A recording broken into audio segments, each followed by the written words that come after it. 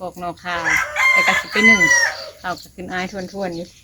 ก็พักก็ตัดเอาแต่ตัวมันอ่อนๆพี่น้องเอาตัวมันอ่อนมันงามเลย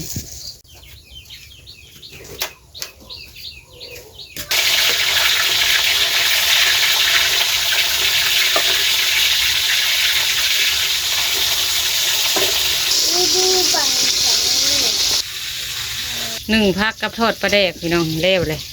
ไม่แต่สิแตงใส่ไม่แต่เอาใส่จานนี่เลยตัวนี้ปลาแดกใส่จานลงไปแบบนี้เพิ่นลงไปพุ่นเพิ่นใส่ผ้าละโตสมุนผ้าละโตก็ใส่เอาปลาแดกลงแล้วก็เอาพักลงเหมือน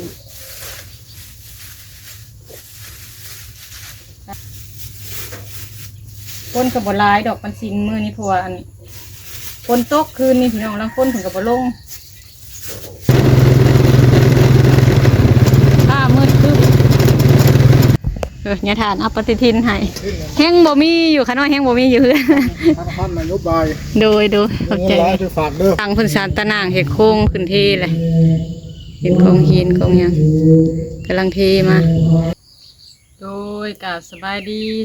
เลยสวัสดีเด้อพ่อแม่พี่น้องเพื่อสุขคนบรรยากาศตอนเช้าพี่น้องแต่เริ่มน้อยกับสิมาปอกนอข่าไปลูกมา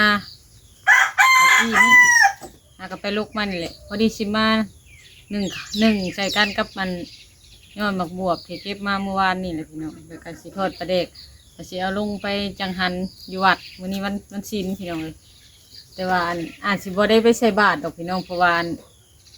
ไอเที่ยวไปโรงเรียนมื้อนี้ต้องไปส่งไอเที่ยว7:30ไปส่งไอเที่ยวแล้วก็เวให้แม่คำวัดเพิ่นกระแตงปลาข้าวอยู่ในหันเลยพี่น้องไปส่งให้เพิ่นแล้วก็ไปส่งไอเที่ยวไปโรงเรียนแต่ว่าบ่ได้อยู่ใส่บาตรดอกบอกนอข่าก่อนมัน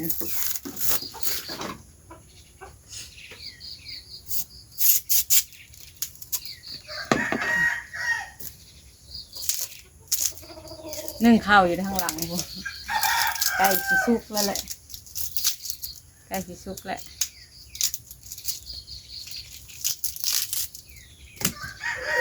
นึ่งข้าวสุกกับพอดีลวกพัก1 พักใช่1 พักแล้วจ้ะทอด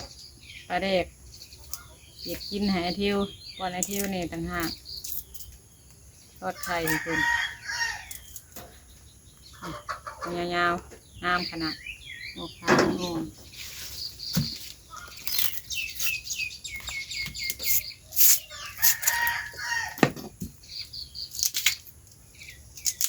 เอาเห็ดโซะแล้วก็ปอกลวด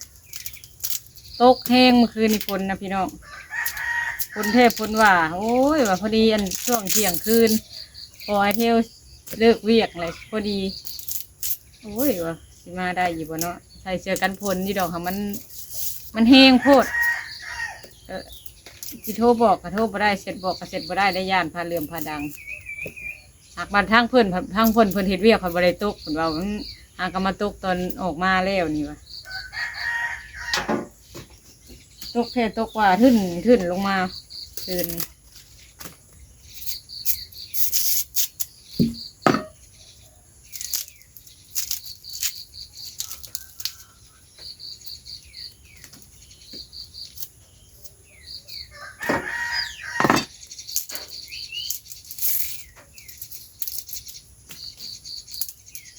นอนกับบนรับแล้ววันนี้ฝนตกแห้งเลยญาติขึ้นกับพอขึ้นน้ำพอไอเที่ยวเนี่ยกับปานนี่ขึ้นญาติคนสีมาได้อยู่บ่คือตกแห้งกับยันบ่ได้คลายประตูเพื่อนให้เพิ่นมันอันนั้นบ่ได้ยินนะพี่น้องฝนตกแห้งเลยตั้งเถื่อเพอเสื้อปลับผัดตกใจได้คือว่าคนอื่นมาใช่เล็บน้อยระวังกลางคืนระวังเลยญาติต้องให้เพิ่นขอประตูหรือว่าได้ยินเสียงรถหรือว่าเสียงตารถเข้ามากลางคืนอื่นถามเพิ่นสักนิดแหละ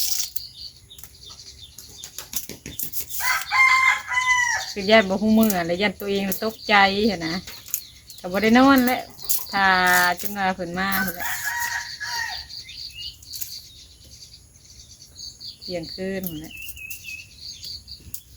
ปอกนอข่าวแต่ก็สิไป1ข้าวก็ขึ้นอายทวนอยู่ซอยปากมาแล้วมันก็สิสุกเลย เอาจังไดก็สิปอกนอกขาแล้วกันเด้อพี่น้องเด้อจังสิถ่ายให้เบิ่งต่อปอกแล้วเลยพี่น้องนอกขากับพักกับตัดเอาแต่ตัวมันอ่อนๆพี่น้องเอาตัวมันอ่อนมันงามเลยแต่สิไปนึ่งก่อนบัดนี้ทางไอเทียวก็กินข้าวอยู่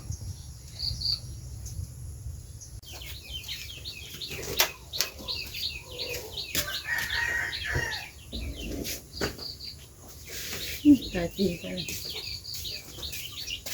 ฝนตกคืนนี้พี่น้องเอ้ยเฮียกระโดดฝนพระเขาแถวนี้จนสุ่มเบิด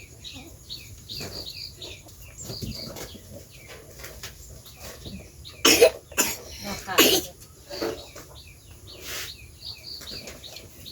จะเป็นมุนเป็นหัวเป็นมวยพามาฟิตด้วยกับที่พาไว้กัน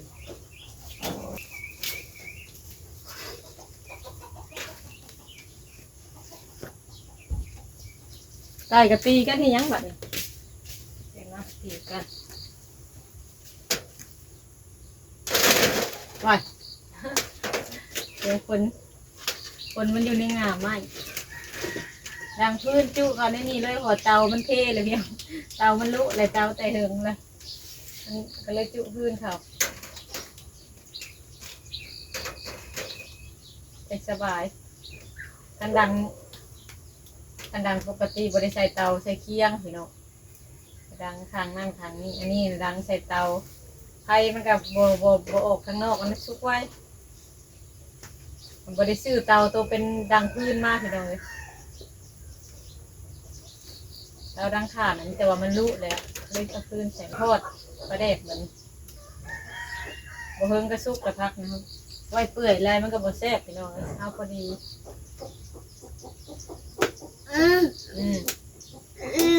ขนมเที่ยวกินข้าว บัง กินเลย กระบังบัง พยายามมันเดี๋ยวกันคือเดี๋ยวกันคือ บังนกระบัง ใส่กันอะไรเบิ้งโดดออกโกูเมื่อยอยู่ว่าเที่ยวฝนตกคืนนี้กูเมื่อยแม่ปุ๊กคือบ่ได้ยินจ้ะไม่ว่าฝนตกแห้งแต่แท้คืนนี้พาเรื่องมาตายแล้วผู้ใดไปการกบการเขียดแต่สิได้คืนนี้ผู้ใดเอาออกไอ้สิแจ้งนะพี่น้องเพราะมันตกเที่ยงคืนคืนนี้ฝนนะตกตอนเที่ยงคืนไหลกันเห็นจ้ะ เป็นไฟ โอ้โหก็ตัวแม่ไหลนะ ตกไฟรับนี่ ไฟดับบ่ รับไฟเป็นไฟ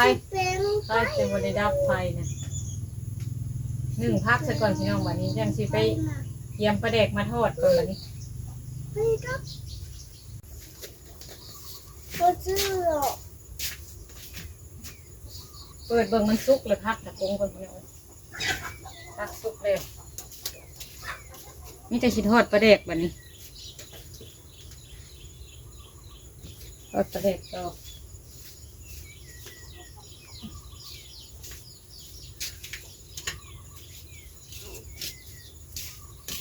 ใช่แล้วแหละ นะ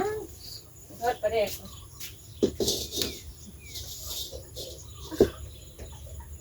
ทอดปลาแดก เดี๋ยว ใส่น้ำมัน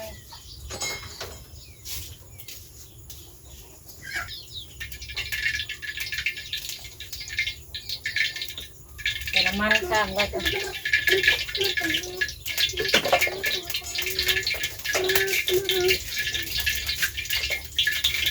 อย่ามาเด้อมันสิแตกกูเด้อปลาแดกเอือบไว้เลยพี่น้อง รถบอก เอือบไว้เลย4 โตมันบอกมาได้อย่ามาเลยมันดีดใส่น้ำมันสิดีดใส่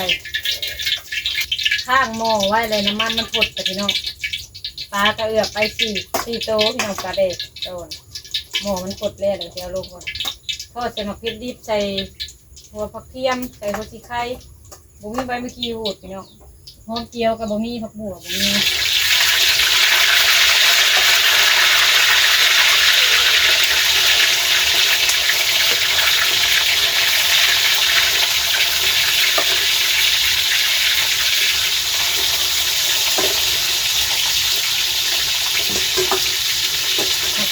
ต้องฮักซะก่อนนะพี่น้องเขาชั้นมันสิแตกแต่พี่เจ้า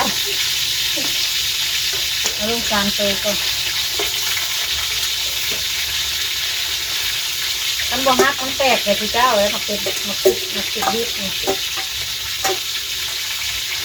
เอาลง3ตัวก่อนพี่น้องน้ำมันมันละลายกันไปแล้วยังเอาลงอีกตัวนี้อีกข้าว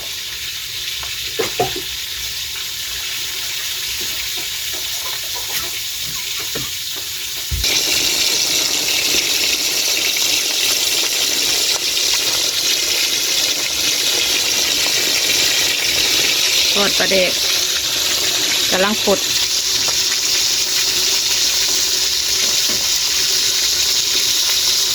ดูบัง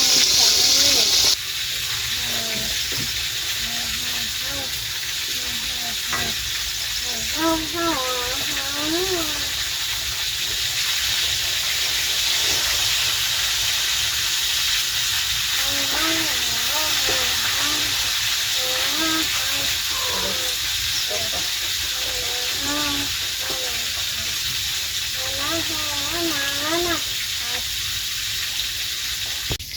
ลวกพัก1พักกับทอดปลาแดกพี่น้องเร็วเลยมีแต่สิแตงใส่เครื่องไปวัดก่อนบัดนี้พี่น้องใส่หม้อใส่หยังไปแล้วเพิ่นแตงอยู่วัดเพิ่นเลยพี่น้องมาเบิ่งน้ำกันบัดนี้หอมพี่น้อง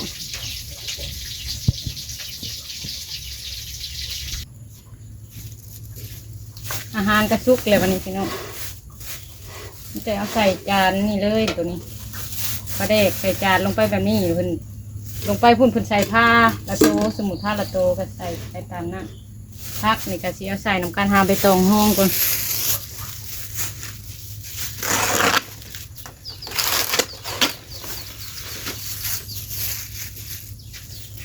ใส่หม้อไปเลยพี่น้องเพราะว่าหม้ออันนี้เขาเล็มน้อยเอาไว้ใส่ลงวัดบ่มีปิ่นโตพี่น้องบ่มีปิ่นโตใส่เอาปลาแดกลงแล้วก็เอาพักลงเหมือนพักกระลวกยอบแล้วก็บ่ได้ลายพันใดดอกแล้วก็พอได้แบ่งใส่ผักข้าวอยู่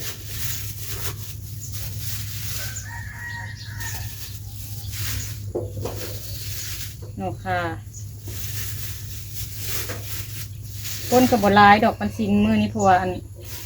คนตกคืนนี่พี่น้องแล้วคนถึงกับบลงตื่นกันผู้เล็กผู้น้อยพี่น้องแล้วกัน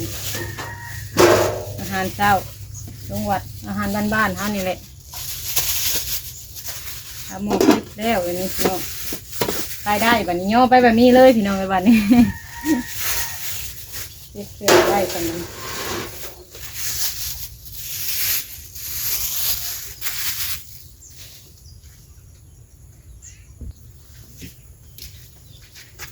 น้องเสือแขนยาวแล้วเลยพี่น้องไม่แต่สีเกียมลงวัดกันมานี้มืดครึ้มอยู่พี่น้องพ้นกันยังครึ้มคือพ้นสีตกอยู่พี่น้องเลยมีแต่เอารถออกแล้วก็ไปส่งของกินก่อนส่งของกินแล้วก็สิมาเอาไอเทลไปโรงเรียนพี่น้องเลย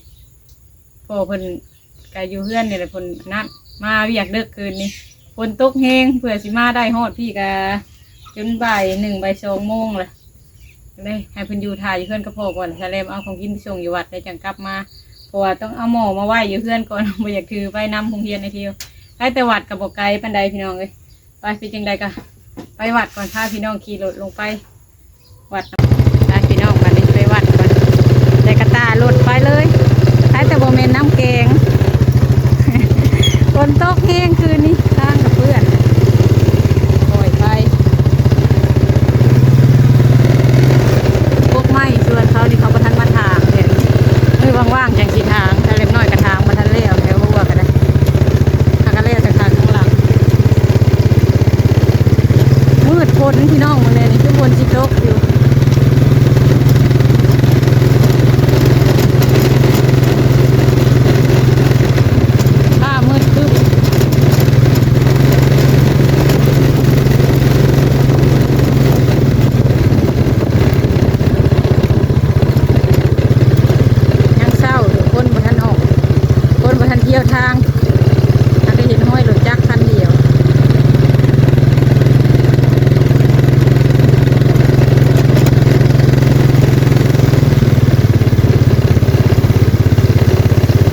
อกันฝนใหม่พี่น้องไอ้ฝนก็เลยตก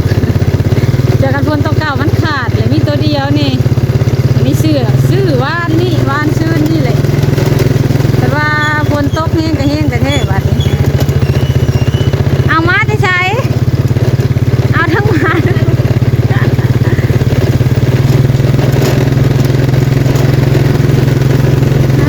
เฮ็ดหาหน่อไม้บ่เลยลูกทางเส้นนี้ซอดผู้แรกนี่จะสัตว์ตักใจฝนตกแห้งอะไรได้คืนนี้น้ำเป็นว่าโอ้ทาง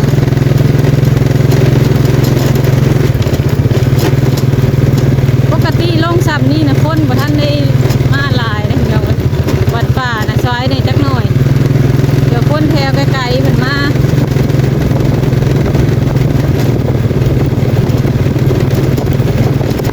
เพิ่นก็มาไว้เพิ่นจะฝนตกมาฮอดวัดเลยก็ใครนี่ปิดฝนนะพี่น้องมาซาบัดฝนตกระยะบ่ทันนะต้องไปไวนี่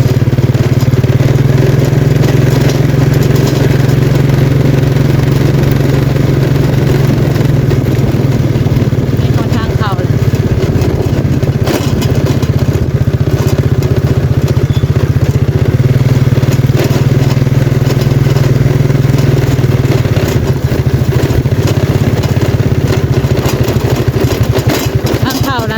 เที่ยวจนบ่อยากได้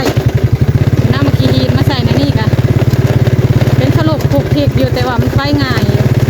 ดีกว่าเป็นขี้ตมแต่ก่อนนะเป็นขี้ตมทางยากพี่น้องเลื่อนใกล้วัดอยู่พี่น้องเลยเมื่อบ่มีรถย่างมากก็ได้ก็มาแต่เจ้าเนี่ย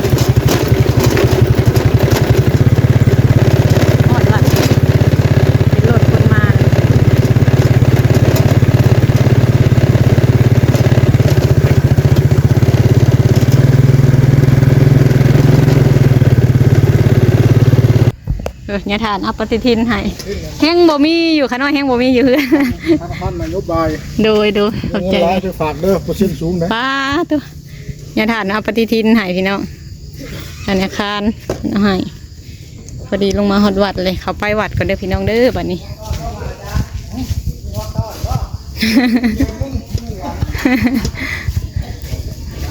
เขาไปฮอดในก่อนพี่น้องคนกำลังมาบุหลายปานใดบรรยากาศอยู่วัดป่าพี่น้องเลย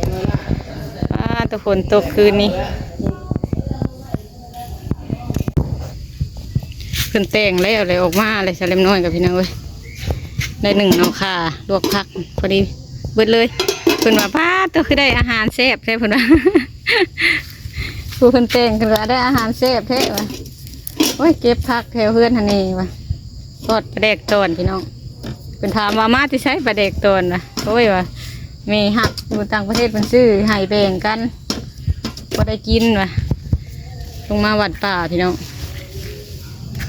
คนกับบลายบันไดคือเห็นเลยพี่น้องเบิดเท่านี้เลยพอดีเพื่อนกำลังสิใส่บาตรชาเล็มน้อยกับสิเมื่อก่อนมีตะบอกเพื่อนว่าข้าน้อยบ่ได้อยู่ใส่บาตรเรามาส่งอาหารซื่อๆจังใดก็ขอบคุณหลายๆเด้อเพื่อทุกท่านที่ให้กำลังใจสำหรับคลิปนี้ชาเล็มน้อยกับสิขอตัวลาพี่น้องไปก่อนเลยเด้อพี่น้องเด้อในงี้หน่วยพื้นที่กันเปื้อนพี่น้องเลยจากพื้นที่ทางไหนแหละทางหลังพุ่นบอกย่านพื้นที่ทางหลังพุ่นมาจักนี่มีหินกองหินกองทรายกับทางหลังพุ่นแหละเป็นกลางสีเทบ่เรื่องนั่นใดพื้นที่เลยได้พี่น้องทางหลังพุ่นเทเลยอันเด